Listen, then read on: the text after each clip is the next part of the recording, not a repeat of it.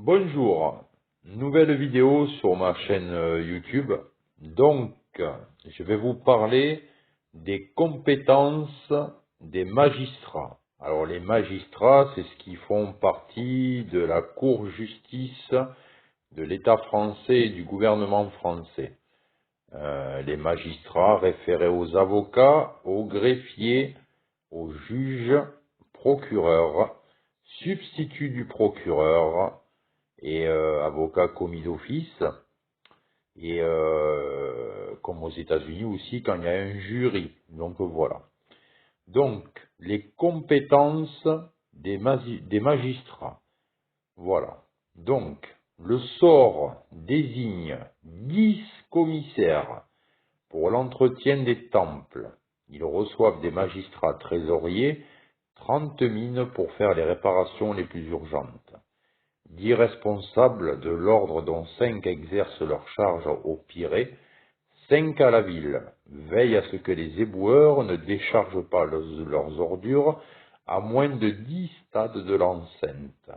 Ils empêchent d'empiéter par les constructions sur la voie publique, d'élever des balcons en saillie sur la rue, de placer le haut des maisons des chenaux avec écoulement sur la voie publique.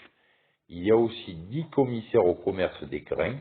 Ils veillent d'abord à ce que les grains se vendent au juste prix, ensuite que les meuniers vendent de la farine en proportion du prix de l'orge et les boulangers les pains en proportion du prix du blé, et que ces pains aient le poids qu'ils auront fixé, car la loi prescrit aussi à ces commissaires de fixer les poids.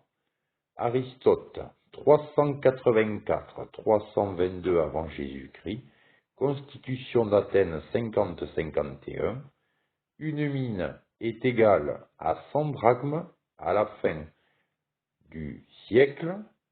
Un ouvrier sur un chantier public gagne environ 1 drachme par jour, soit environ, numéro 2, 1800 mètres. Voilà. Du coup, c'est des articles qui sont référés à des Athéniens qui s'interrogent sur le fonctionnement de la démocratie. Numéro 6.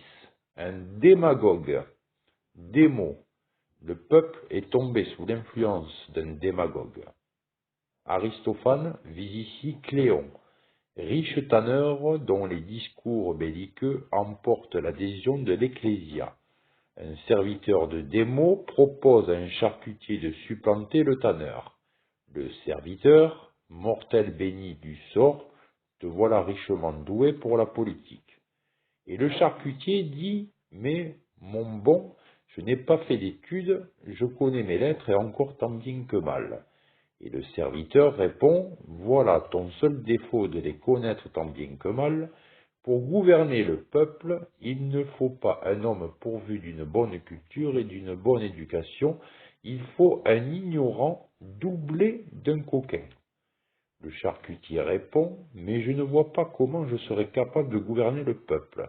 Et le serviteur répond, rien de plus bête, ne cesse pas de faire ce que tu fais, tu n'as qu'à tripatouiller les affaires, les boudiner tous ensemble, et quant au peuple pour te le concilier, il suffit que tu lui fasses une agréable petite cuisine de mots, pour le reste tu as ce qu'il faut pour le mener, à savoir une voix de canaille, une origine misérable des manières de vagabond, je te dis que tu as tout ce qu'il faut pour la politique. Donc, Aristophane, vers 445, vers 386 avant Jésus-Christ, les cavaliers, 424 avant Jésus-Christ. Après, numéro 7, portrait de Périclès. Périclès avait de l'influence en raison de la considération qui l'entourait et de la profondeur de son intelligence. Il était d'un désintéressement absolu, sans attenter à la liberté. Il contenait la multitude qui menait, n'ayant acquis son influence que par des moyens honnêtes. Il n'avait pas à flatter la foule. Grâce à son autorité personnelle, il pouvait lui tenir tête et même lui montrer son irritation. Chaque fois que les Athéniens abandonnaient à contretemps à l'audace et à l'orgueil, il les frappait de crainte, il s'effrayait sans motif, il les ramenait à la confiance.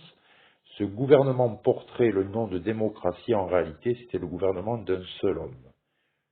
Thucydide, 460-395 avant Jésus-Christ, la guerre du Péloponnèse, 265. Numéro 8. Le pouvoir de la parole. Notre cité a tenu en l'honneur l'art de la parole, cet art que tous désirent posséder en même temps qu'ils jalousent. Ceux qui sont capables de l'exercer, elle avait pleinement conscience en effet notre cité que composer artistiquement des discours n'est nullement le partage des médiocres. Qu'est-ce que ne peut être l'œuvre que d'un esprit intelligent?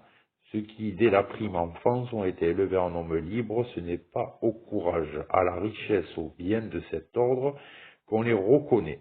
Ce sont avant tout leurs paroles qui les révèlent. C'est la pierre de touche la plus sûre pour reconnaître l'éducation de chacun de nous, et ceux qui manient bien l'art de la parole en ont seulement puissance dans leur cité, mais honneur chez les autres hommes. Isocrate, 436-338 avant Jésus-Christ, panégyrique. Documents 6, 7 et 8. Comment les documents présentent-ils le rôle des orateurs? Point d'interrogation.